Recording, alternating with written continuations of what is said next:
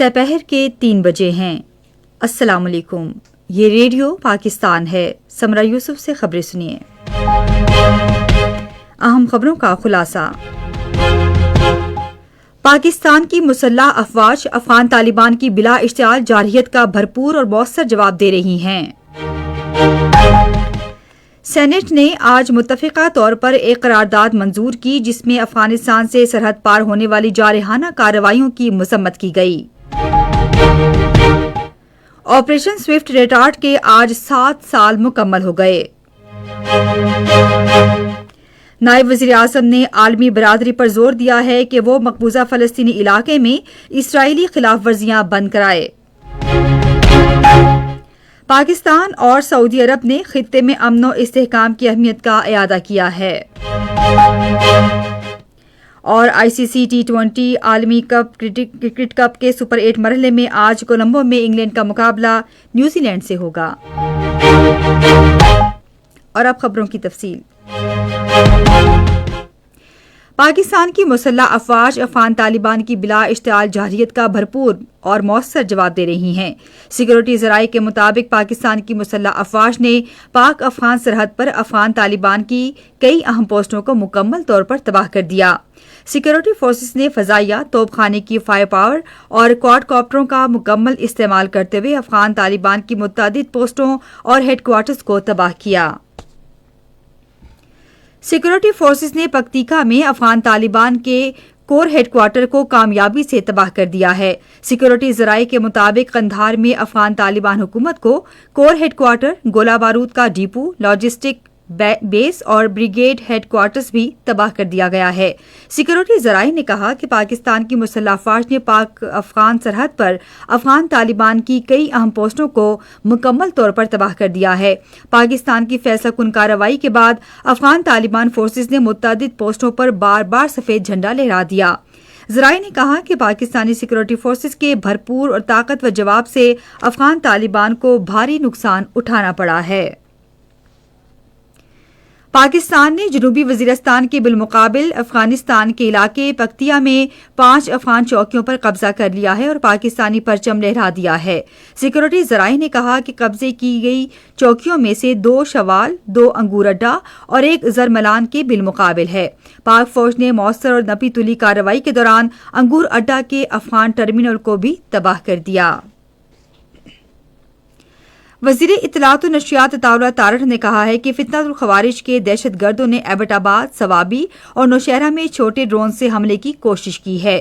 اپنے x handle پر ایک post میں انہوں نے کہا کہ اینٹی ڈرون سسٹم نے تمام ڈرونز کو گرا دیا ہے۔ انہوں نے کہا کہ جانی نقصان نہیں ہوا۔ سینیٹ نے آج متفقہ طور پر ایک قرارداد منظور کی ہے جس میں افغانستان کی سرزمین سے ہونے والی بلا اشتعال جارحیت اور سرحد پار جارحانہ کارروائیوں کی 2 ٹوک الفاظ میں مذمت کی گئی ہے۔ پیپلز پارٹی کی رہنما شیری رحمان کی جانب سے پیش کی گئی قرارداد میں اسے سفارتی اصولوں، پرامن ہمسائیگی، تعلقات کے اصولوں اور بین الاقوامی قوانین کی کھلم کھلا خلاف ورزی قرار دیا گیا۔ قرارداد میں زور دے کر کہا گیا کہ پاکستان کی خود مختاری، علاقائی سالمیت اور قومی سلامتی کو چیلنج کرنے کی بھی کوشش کی گئی۔ پاکستانی قوم کے وقار کی براہ راست توہین ہے اور اس کا سخت، متناسب اور فیصلہ کن جواب دیا جائے گا۔ ایوان نے پاکستان کی مسلح افواج اور قانون نافذ کرنے والے اداروں کے اہلکاروں کی بہادری، پیشہ ورانہ مہارت اور قربانیوں کو خراج تحسین پیش کیا جو وطن کے ایک ایک انچ کے دفاع کے لیے چوکس کھڑے ہیں۔ ایوان نے مطالبہ کیا ہے کہ افغان طالبان حکومت فوری طور پر تمام جارحانہ کارروائیاں بند کرے، پاکستان کے خلاف دہشت گردی اور جارحیت کے لیے افغان سرزمین کے استعمال کو روکے اور پرامن بقائے باہمی کے لیے اپنی بین الاقوامی ذمہ داریوں اور وعدوں کا احترام کرے۔ ایوان نے عالمی برادری سے بھی مطالبہ کیا کہ وہ اس صورتحال کا سنجیدگی سے نوٹس لے اور افغان طالبان کی حکومت پر زور دے کہ وہ بین الاقوامی اصولوں کی پاسداری کرے اور خطے میں مزید عدم استحکام کو روکے۔ ایوان نے اس عزم کا اظہار کیا کہ وہ پاکستان کی خود مختاری کے دفاع کے لیے تمام سیاسی اختلافات سے بالاتر ہو کر متحد ہیں اور اس کی علاقائی سالمیت اور قومی وقار کے تحفظ کے لیے ریاست کے تمام ضروری اقدامات کی حمایت کرتے ہیں۔ اقوام متحدہ کے سیکرٹری جنرل انتونیو گوتریس نے افغانستان اور پاکستان کے درمیان سرحد پار جھڑپوں پر تشویش کا اظہار کیا ہے۔ صحافیوں کو بھیجے گئے ایک بیان میں ان کے ترجمان اسٹیفن دوجارک نے کہا کہ سیکرٹری جنرل نے متعلقہ فریقوں پر زور دیا ہے کہ وہ بین الاقوامی قانون کے تحت اپنی ذمہ داریاں پوری کریں اور شہریوں کے تحفظ کو یقینی بنائیں۔ حالیہ مہینوں میں کئی رکن ممالک کی طرف سے ثالثی کی کوششوں کو سراہتے ہوئے سیکرٹری جنرل نے فریقین پر زور دیا کہ وہ سفارتکاری کے ذریعے اختلافات کو حل کرنے کی کوشش جاری رکھیں۔ آج آپریشن سوئفٹ ریٹارڈ کو 7 سال مکمل ہو گئے ہیں۔ آج کے دن 2019 کو آپریشن سوئفٹ ریٹارڈ بھارتی بلا اشتعال جارحیت کے جواب میں شروع کیا گیا، جو اپنی سالمیت اور خود مختاری کے لیے پاکستان کا پختہ عزم تھا۔ یہ آپریشن مسلح افواج کی شاندار تیاری اور تصویراتی توازن کی بحالی اور مزید جارحیت سے نمٹنے کا مؤثر جواب ہے۔ چیف آف آرمی اسٹاف اور chief of defence forces field marshal Syed Asim Munir, پاک بحریہ کے سربراہ ایڈمرل نوید اشرف اور پاک فضائیہ کے سربراہ ظہیر احمد بابر سدھو نے آپریشن سوئفٹ ریٹارڈ کے 7 سال مکمل ہونے پر اپنے جوانوں کے بلند حوصلوں، پیشہ ورانہ تیاریوں اور قربانیوں کو خراج تحسین پیش کیا ہے۔ فیلڈ مارشل اور تینوں مسلح افواج کے سربراہان نے پاکستان کی قومی سلامتی اور علاقائی امن کے غیر متزلزل عزم کا اظہار کرتے ہوئے مسلح افواج پر کسی بھی خطرے سے نمٹنے کے لیے تیار رہنے پر زور دیا ہے۔ یہ خبریں آپ ریڈیو پاکستان سے سن رہے ہیں۔ نائب وزیر اعظم اسحاق ڈار نے عالمی برادری پر زور دیا ہے کہ وہ فیصلہ کن اقدامات اٹھائے اور مقبوضہ فلسطینی علاقے میں اسرائیلی خلاف ورزیوں کو روکے۔ وہ آج جدہ میں اسلامی تعاون تنظیم کی ایگزیکٹو کمیٹی کے غیر معمولی وزارتی اجلاس سے خطاب کر رہے تھے۔ نائب وزیر اعظم نے عالمی برادری پر بھی زور دیا کہ وہ بین الاقوامی قانون کی پاسداری کرے اور فلسطین کے حوالے سے پاکستان سمیت 8 اسلامی ممالک کے گروپ کو نیک نیتی سے کی گئی یقین دہانیوں کی فراہمی کو یقینی بنائے۔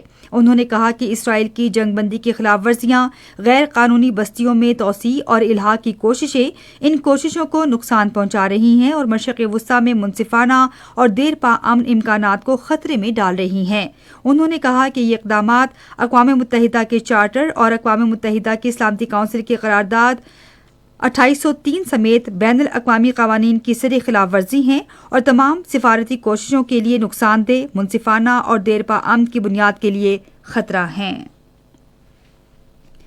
نائب وزیر اعظم محمد اسحاق ڈار نے سعودی وزیر خارجہ شہزادہ فیصل بن فرحان سے ٹیلی فون پر گفتگو کی، جس میں حالیہ علاقائی پیش رفت بشمول پاکستان افغانستان سرحد کی صورتحال پر تبادلہ خیال کیا گیا۔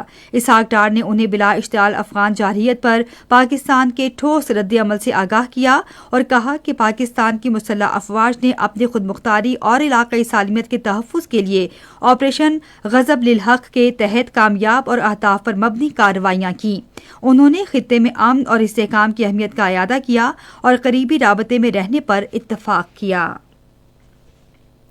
آج سینیٹ کو بتایا گیا کہ قومی احتساب بیورو نے گزشتہ 5 برسوں کے دوران مختلف مقدمات میں 115 خرب 65 ارب روپے کی ریکوری کی ہے۔ وزیر قانون عاصم نصیر تارڑ نے وقفہ سوالات کے دوران ایوان کو بتایا کہ نیب ایک آزاد ادارہ ہے۔ پارلیمانی امور کے وزیر طارق فضل چودھری نے ایوان کو بتایا کہ ملک میں گیس کے نئے ذخائر دریافت ہوئے ہیں، جس سے گھریلو گیس کی ضروریات پوری کرنے میں نمایاں مدد ملے گی۔ انہوں نے گیس کی پیداوار میں بہتری آئی ہے، جس کے باعث نئے گیس کنیکشن پر سے پابندی اٹھا لی گئی ہے۔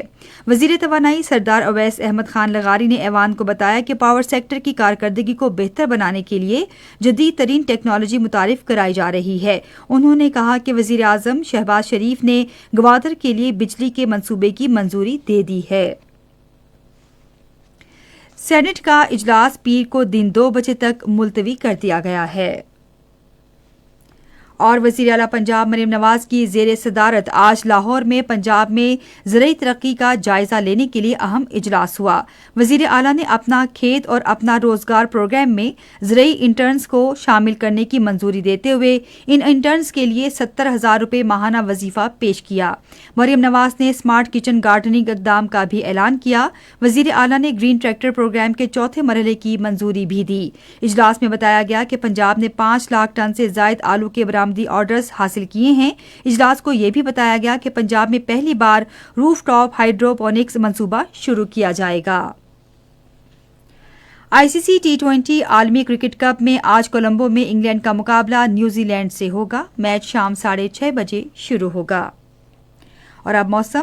محکمہ موسمیات کی پیشگوئی کے مطابق آئندہ 12 گھنٹوں کے دوران ملک کے بیشتر حصوں میں موسم زیادہ تر خشک جبکہ پہاڑی علاقوں میں رات کے اوقات میں سرد رہے گا۔ بالائی خیبر پختونخوا، گلگت بلتستان اور کشمیر کے بعض اضلاع میں مطلع جزوی طور پر ابرآلود اور ہلکی بارش کا امکان ہے۔ میدانی علاقوں میں دن کے اوقات میں درجہ حرارت معمول سے زیادہ رہنے کی توقع ہے۔ آج ریکارڈ کیا گیا بعض بڑے شہروں کا درجہ حرارت اسلام آباد اور Peshawar 26 degree centigrade, Lahore 28، Karachi 30، Quetta اور گلگت 20، مری 16، مظفر آباد 23 جبکہ سری نگر 17، جموں 26 اور Leh 3 degree centigrade record کیا گیا۔ اسی کے ساتھ خبریں ختم ہوئی۔ مزید خبروں اور تجزیوں کے لیے آئیے ہماری ویب سائٹ radio.gov.pk پر اور فیس بک کے link radio Pakistan news official پر براہ راست ویڈیو اسٹریمنگ بھی ملاحظہ کیجیے۔